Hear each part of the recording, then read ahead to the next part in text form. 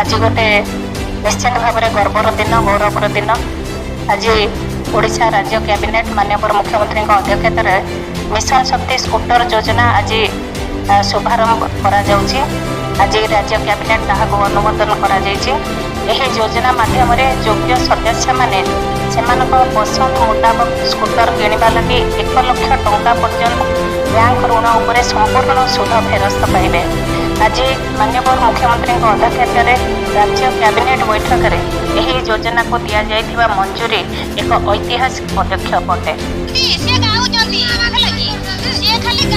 Scooty योजना मो घर योजना आ बहुत शीघ्र गोटे खुशी खबर आपण माने पाइबे। सैलरी बढ़िबा काई से प्रतिश्रुतिर मूल्य काई से एते जो बुलिले एते सब डिक्लेयर करले जेटकी खर्च कले एसएजी मां माने हमें निज आखिरे जो पडिया रे बसी के डाली भात कम से कम खाइबाटा भलो दियंते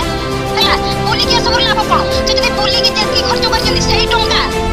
एसएजी मां मानो ऊपर कि हम स्टाफ मानो ऊपर कि गरीब दुखी मानो ऊपर गारे कोन हिज रहि जे बुली के किछ करंते आमे भाबते हो पांडियान सर किछ करछन से बुलार मूल्य कोन पांडियान सर सब डिस्ट्रिक्ट रे बुलिले स्कूटी योजना मो घर योजना केते कोन योजना सेति मध्यरु एसएजी मां मानो को नै